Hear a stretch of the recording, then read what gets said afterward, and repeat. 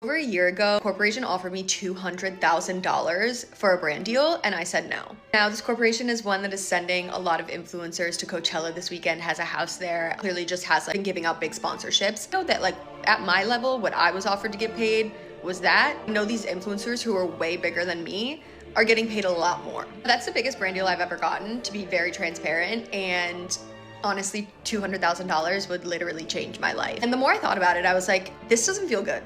This doesn't feel good for me. It doesn't align with me morally. It doesn't align with me ethically. I don't want to sell my integrity for a check. I just wanted to give my input on it's possible to say no, and it's possible to not sell out for brands that just don't align with you morally. Coachella. Coachella has missed the mark in so many fucking ways this year. I am an avid Coachella video consumer. I am a Couchella attendee every single year. Okay, I am the one girl who is going to be on it with the outfits, the artists. I watch the live streams. I am someone who loves Coachella season, and I've never been to Coachella. Okay, that should tell you enough about where my mindset normally is. During festival season, I am normally so excited to see these artists. I am normally so excited to see what everyone's wearing. I'm living vicariously through the people on my screen. But this year, as I was watching the Coachella drama, all of the videos come out, I was like, what the fuck is Coachella anymore? It is no longer this music festival. It is no longer people going and celebrating and community coming together to support artists and to support things that are going on in the world. It is a complete show of people just bringing their ego, not caring about the people that they are surrounded by, not caring about what is going on in the rest of the world. The amount of drama that came out of this year's Coachella. We are going to talk about all of it. The things that were happening at this year's Coachella felt so dystopian, considering that we are literally currently in a war. We have funded genocide for the past 3 years. We have a president in office who is extremely racist, extremely misogynistic. We have ICE who is detaining people left and right. To have such a festival that is supposed to be this Coachella season during a political time like this feels so fucking dystopian, and I had to make this video to really just sit down and pinpoint all of my thoughts and really just get it out on video and tell you what I think about Coachella. We're going to be talking about all of the drama that happened with the headliners. We're going to be talking about the influencers who got sent by Starbucks. We're going to be talking about influence and privilege and all of these really cool topics that are just on my mind 24/7. So I'm just going to lay out all my thoughts for you, and you're going to tell me what you think, and maybe you'll agree and maybe you won't, but either way, this is my journal. Welcome to Jayla's Journal. This is where we talk about whatever the heck is on my mind, and the only thing that has been on my mind for the past 2 weeks is Coachella. I am currently filming this on April 20th. Last weekend, it's Monday.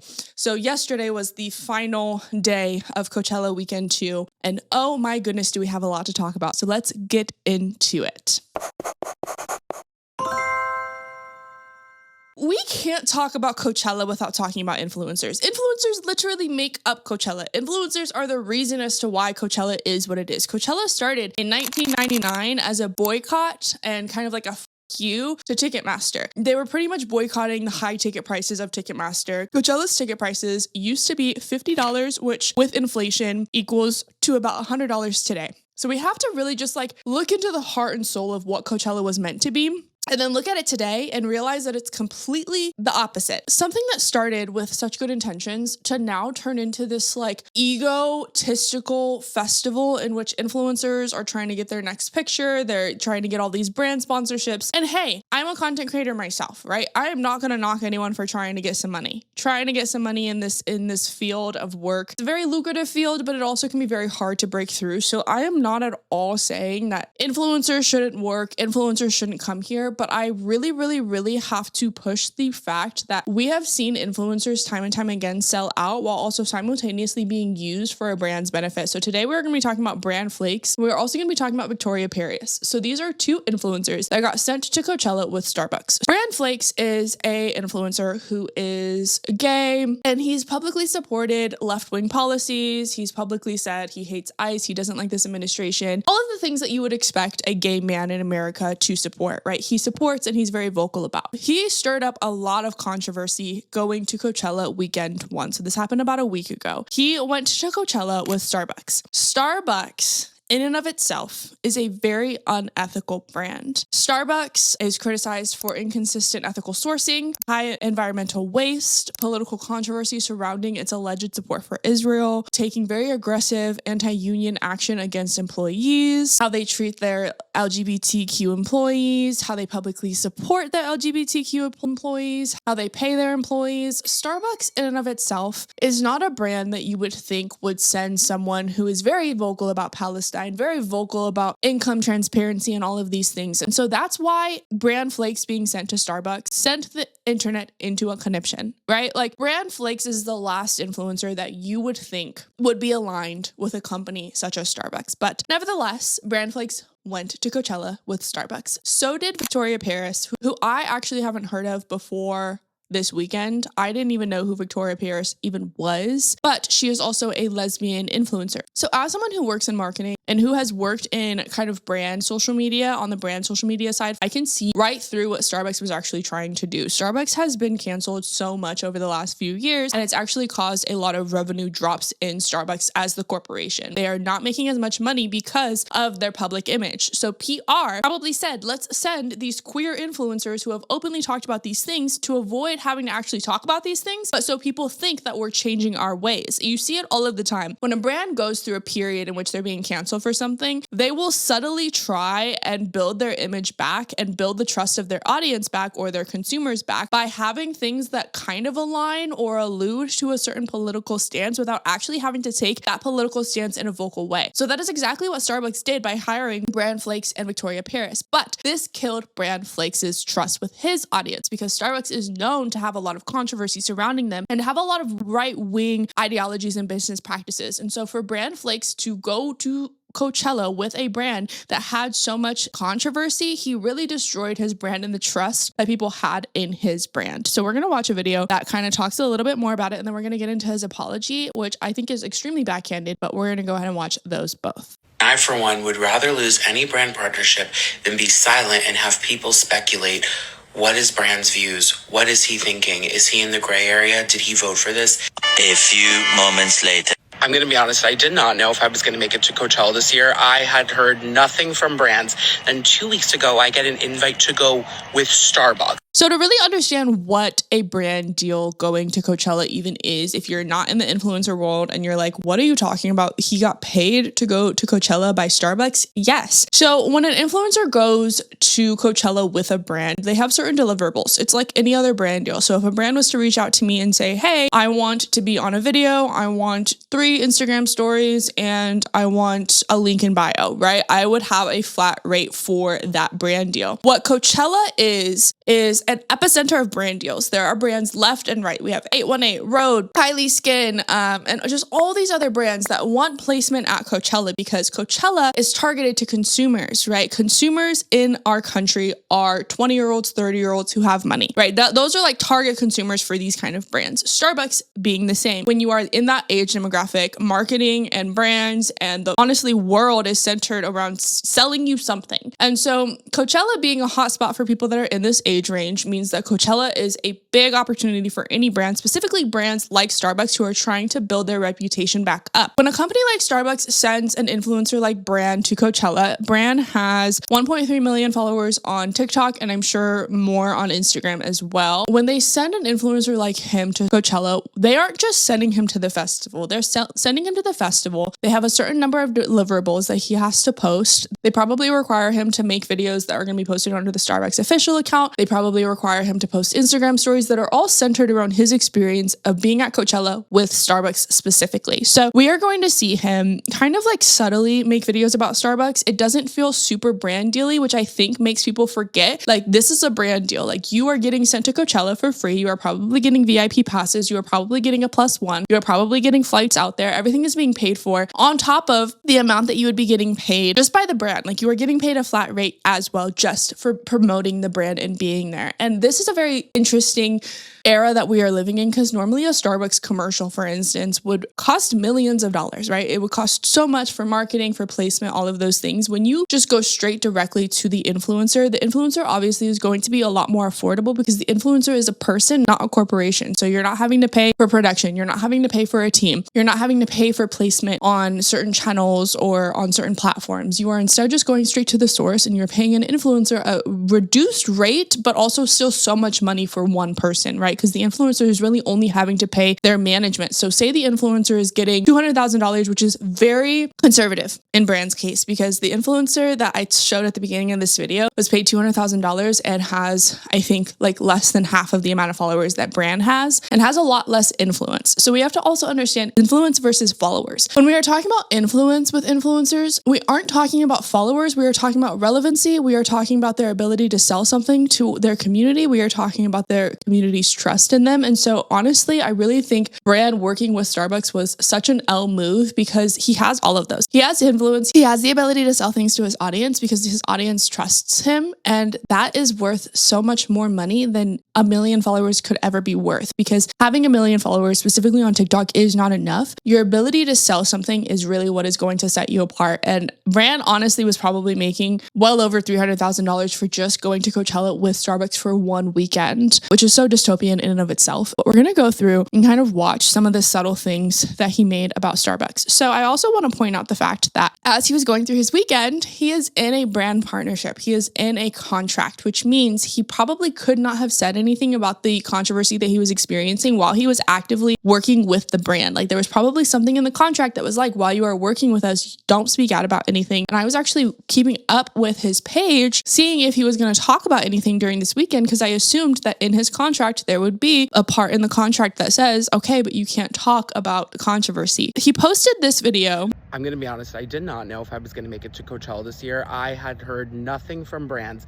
Then 2 weeks ago, I get an invite to go with Starbucks. Like vanilla iced latte that I've been drinking since I was 14 years old, Starbucks. Okay, sell out. Like, so you never boycotted Starbucks? Like at all? Like there was no point of boycotting? Like at all? Like it's been 3 years since Starbucks got officially like canceled for supporting Israel. No boycotting at all has ever happened since you were 14? Okay. And then he goes on to show the house of Starbucks, like fully promoting Starbucks. This video has 98,000 likes, but 2.3 million views because this was the video that everyone was like, wait, Brand, what? The caption also says, caffeinated for Coachella, say less at Starbucks, #Starbucks creator, and it is a paid partnership. So we're going to go through and see how he continues to promote the brand. So this is our room. I'm freaking out. We have our own little PJs, these goodie bags. Look at these. They're towels that look like little Starbucks cups. Ring light in room, and this is our view. Like, what? Full pond back here. We are stacked on drinks. In fact, we're never gonna run out because we have a full coffee bar. First drink of the weekend, the golden hour iced coffee.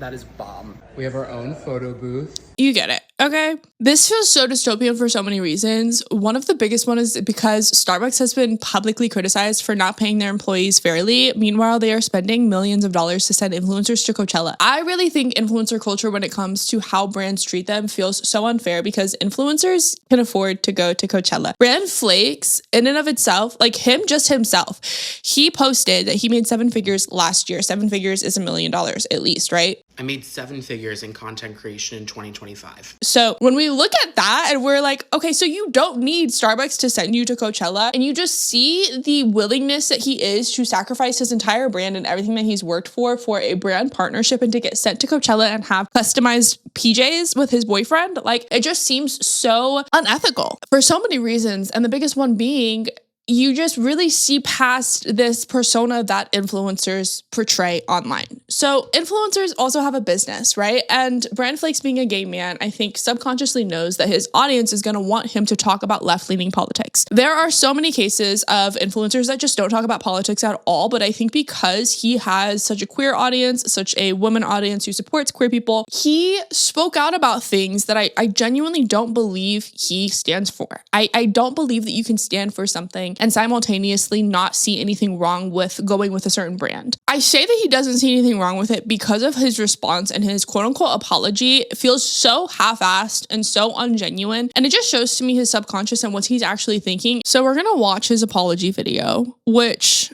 is the reason why I say he does not think anything's wrong with what he's doing. It's a very white influencer apology. Sorry if you are Caucasian and you are watching this video. It's just a very white influencer apology, right? It's not really taking accountability. It's kind of shifting blame. It's kind of saying, oh, well, you guys do this too, so I'm not going to actually take accountability. I'm just going to say that you guys do this too and tell you guys to shut up. I want to apologize for starting off a video saying I didn't know if I was going to go to Coachella this year because I didn't know if brands were going to send me. That did not land, and I get that. Fucking tone deaf as shit. No defense for that. I'm very open about the fact online that I am a huge liberal.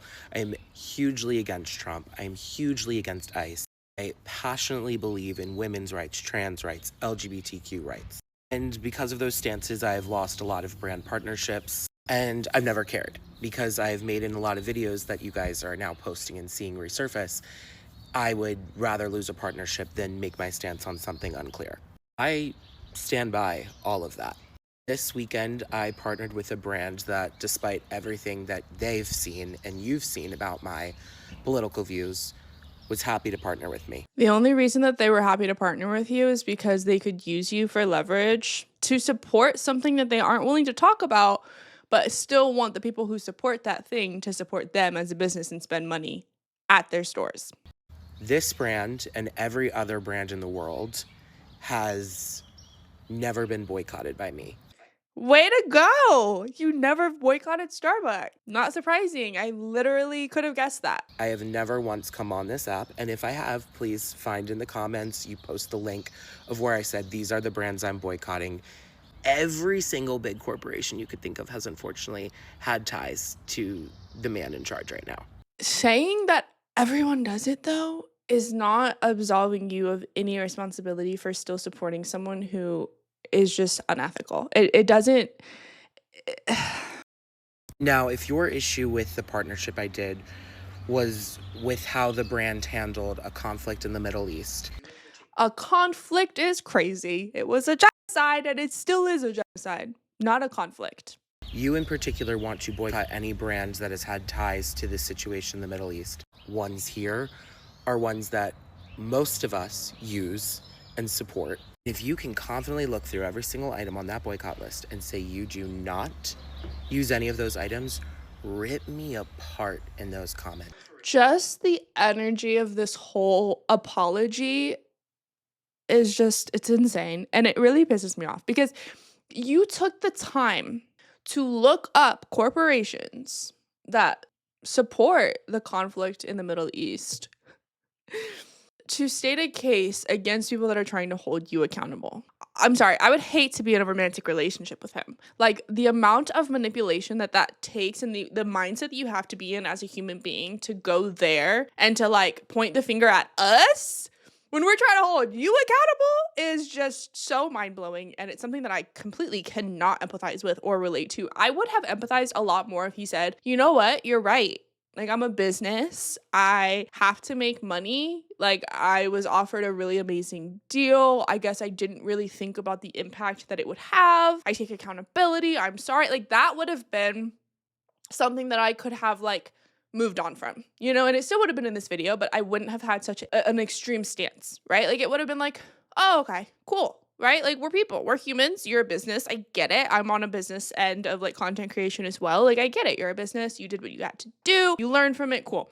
What I have a problem with in this video is he takes zero accountability. There is not a single point in this video where he's like, you're right, I didn't really think it through, I didn't think of, like, the cultural impact that it has. I think I was maybe used by a brand X, Y, and Z, and I don't know if it's because he is still obligated to not speak out against the brand under brand contract terms, because sometimes a contract with a brand says, like, for 90 days, don't speak poorly about us, which that would be a whole other thing. And he turned off the comments and then goes to say that us spending $7 at Starbucks or us having an iPhone that we buy once is equivalent to him getting paid hundreds of thousands of dollars to go to Coachella as an influencer. And it just feels tone deaf. It feels tone deaf because it's absolutely not the same, right? If I'm buying a $7 coffee at an airport or whatever, I am not the face of the brand. I am not publicly putting my name, my image, and my brand in connection with a brand and image that has so much negativity attached to it. And I'm a life coach.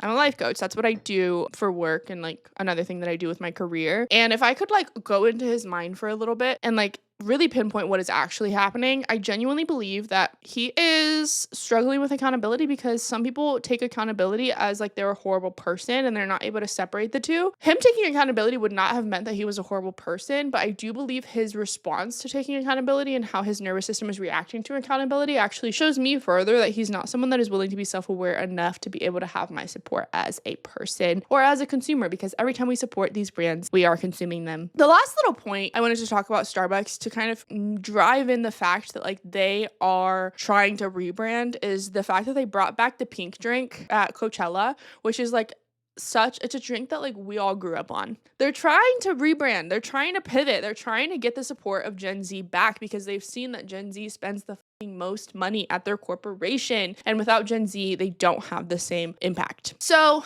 we're gonna move on from brand flakes and influencer drama for a bit to talk about another drama that happened at Coachella that I didn't watch live. I didn't watch any of Sabrina Carpenter's live sets, but I saw it the next day. And it really, really, really, really sat wrong with me, as it did with so many people. So we're going to watch Sabrina Carpenter's controversy and we're going to talk about it.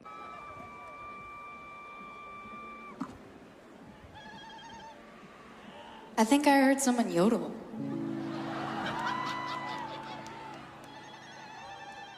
Is that what you're doing? I don't like it. That's your culture, is yodeling? Is this Burning Man? What's going on? This is weird. There's so much to unpack here. There's genuinely so much to unpack here. The Burning Man microaggression, still calling it yodeling, the inability to really understand impact. We're going to talk about race right now for a hot second. We're going to be talking about race. I talk a lot about race politics, race injustices, specifically here in America, in the West, colonialism, colonization, all of the things. So we are going to be diving into that. If that is a topic that triggers you, I don't know what to tell you. Skip to the next section of this video or click off this video. I don't even know. There is an energy that white people have to differences of culture, and there is an intolerance that white people have to differences of culture that isn't even conscious. Like, it's so ingrained in American identity that it isn't even conscious, and it's so supported by American politics and American acts and the way that we move around the world and the way that we talk to other countries, the way that we negotiate, the way that we treat people of color and other cultures is super intolerant, and it has been since the inception of America. Pilgrims came and literally raped, killed Native Americans. They imported slaves from Africa and treated them like shit, disconnected them from their culture, right? So this is just ingrained in white American society's heads, is just to treat differences of culture with such ignorance, such demeaning energy. And I don't believe that this is something that she consciously did. I believe that Sabrina Carpenter reacted the way that she did to kind of a difference in culture and a difference in energy and a different way of celebrating life from someone who is Arab in the way that she did because she's been societally programmed to be unaware and intolerant of cultures that she doesn't understand. And we're going to read her apology, and we're going to talk about that as well. So her apology says, "My apologies. I didn't see this person with my eyes, and I couldn't hear clearly. My reaction was pure confusion, sarcasm, and not ill-intended. Could have handled it better, exclamation point. Now I know what a zagrauta is. I welcome all cheers and yodels from here on out." So to understand any of this, we also have to understand what was actually happening and what was actually taking place in the video. A zagrauta is an Arab call, and I'll play a video of what it looks like.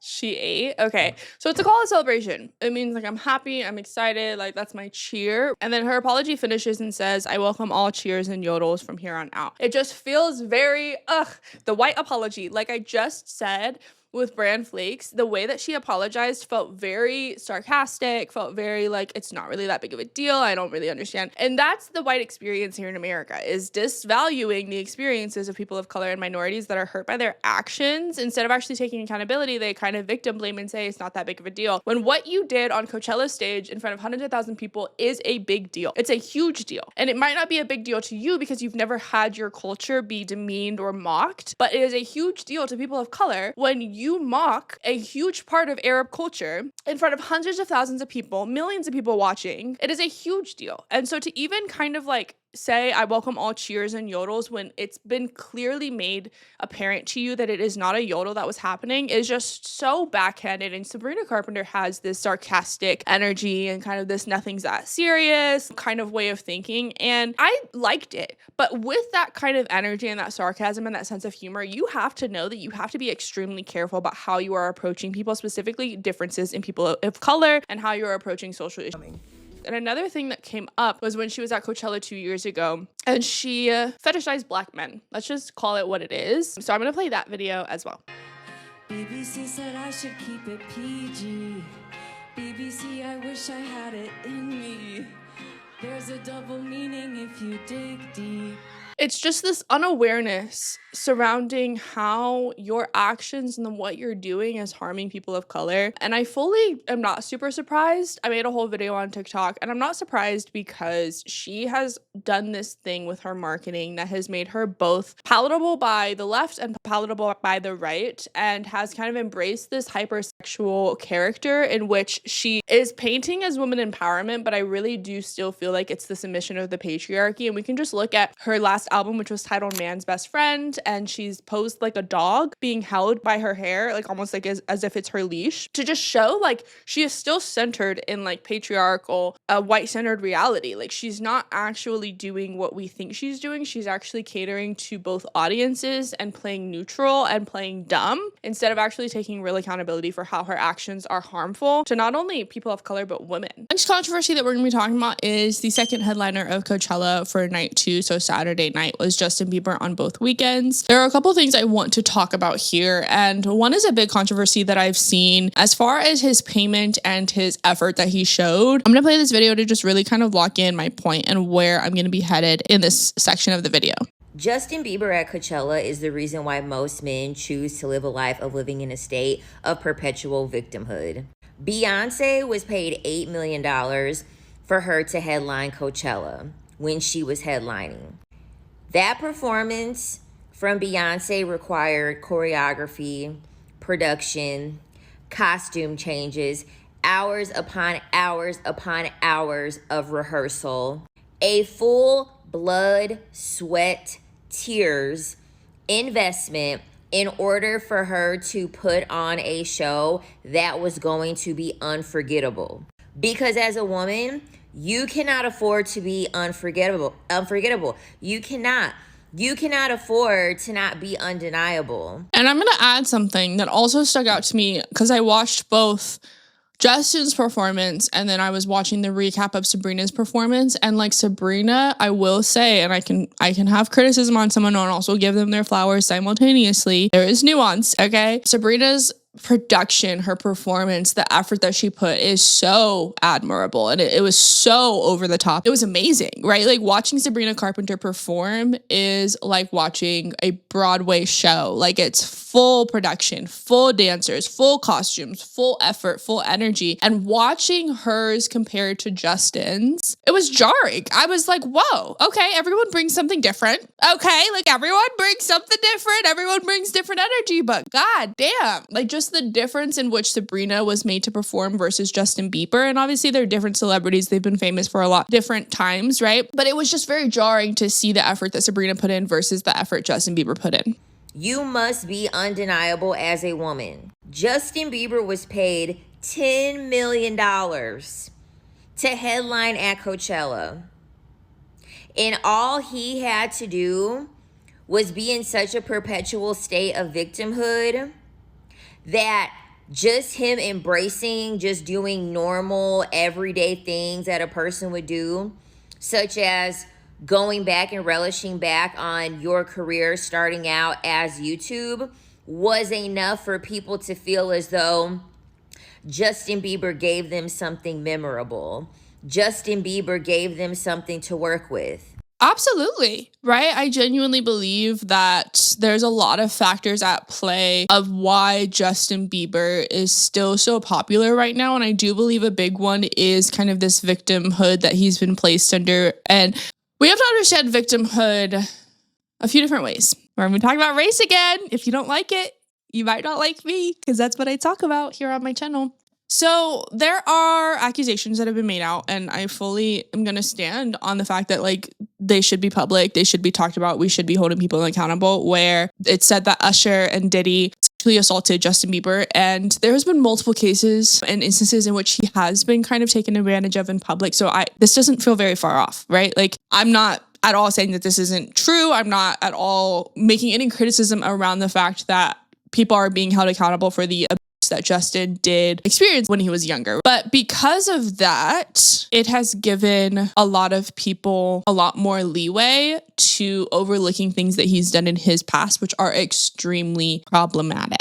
So that's one factor. And another factor of the reason why he is able to exist in a state of victimhood currently is because the people who victimized him are Black. We have to understand that white men are the most protected members of our society. And so I think that the reason why a lot of people are able to look past the racist things that he has said in the past, which we'll get into, is because the people who victimized him are Black. And that supports a narrative in which a lot of America sits under, specifically white America, which is Black people are thugs, Black people are horrible people, right? And so it sits in this narrative that mentally kind of stimulates a part of the white experience, which has been ingrained that Black people are X, Y, and Z. And then simultaneously, Justin has been victimized in certain ways. If that's by Usher and Diddy, I can't speak to. I don't know much about that, but it gives white people and Black people so much more of like oh, well, he was victimized. Just because you are a victim does not give you an excuse to victimize others. I'm going to stand on that 100%. It does not give you an excuse to be absolved of any of the victimization that you put onto others as well. So 2 wrongs don't make a right. We're going to watch a video and it's going to be very triggering. It uses the N-word hard R and it talks about the KKK. There'll be one less nigga. If I kill you, I'll be part of the KKK. There'll be one less lonely nigga. This video in a side-by-side of Justin Bieber's Coachella performance is so jarring. Like it just jars the nervous system of someone who has seen it, okay? And I'm going to read you some of it. It did not land on the right side of my Instagram. I posted it on TikTok. It went viral. Everyone was like, oh my God, what? And then I posted it on Instagram and it did not land on the right side of Instagram. So I'm going to go through some of the comments that I got on the Instagram and we're going to be talking about why it's just still not okay. So like I said, a lot of people are like, he was a kid, he was being victimized, X, Y, and Z. So we're going to go through those. Someone said he was a kid. Another one is, I remember I just don't care. Mind you, a Black woman says this. I remember I just don't care. He was like 12 and getting essayed by Diddy and Usher. 394 likes, mind you. Someone said he did apologize about the N-word, but the only reason why it's let slide is because he was a minor. It was definitely bad, but I think he should have apologized, but he's a grown man now.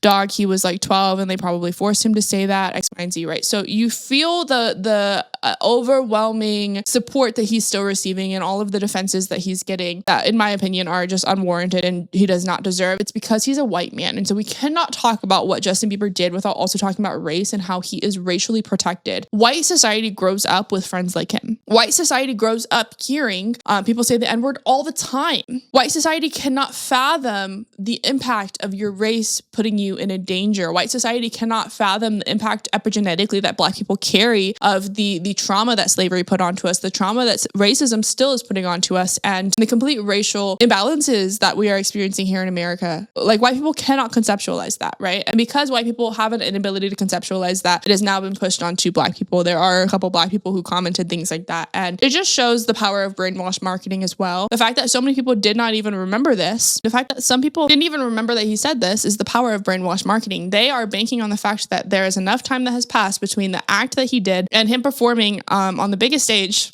of the year. They're betting so much, mind you, because Coachella is a business. All of the, like, Justin Bieber is a brand and a business. So they are betting on the fact that you are going to forget. That is why it's so important that we keep talking about things like this. It isn't to say that he doesn't deserve that stage. It isn't to say that he hasn't worked hard and he hasn't gone through things. It is to say that we cannot watch him perform and headline the biggest festival of the year while also simultaneously forgetting about the things that he's done in the past. Because if both things can't exist at the same time, chances are he doesn't deserve that stage. Chances are he shouldn't be up there, right? So we have to start looking at things with a broader lens in order to actually move forward as a society and hold people accountable for the things that they did. Because if we aren't holding people accountable for the things that they're doing, they're going to keep doing it. I'm going to close the video there. Coachella was a shit show. Coachella was crazy, crazy, crazy, crazy. Thank you guys for reading my journal with me. I love you guys. I am a spiritual coach. If you liked anything that I said and you felt like I could support you in a personal way, I offer one-on-one coaching. Spiritual coaching is where we go through your trauma, go through the things that you've been through. I help you through as much as I can, and we work to get to the root of a lot of your problems to help you live a better, happier, and healthier life. I'll have the link down below. I offer our first call free, just a little trial to see if you love me and if I feel like we're going to be a good fit to work together. I have Instagram, TikTok, 100,000 followers collectively on both of those. I would love some more.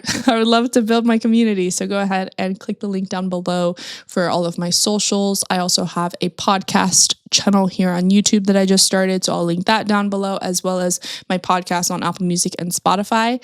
Thank you guys so much for watching. Don't forget to subscribe, like, comment, hit the bell for engagement. I love you. Mwah. Signing out.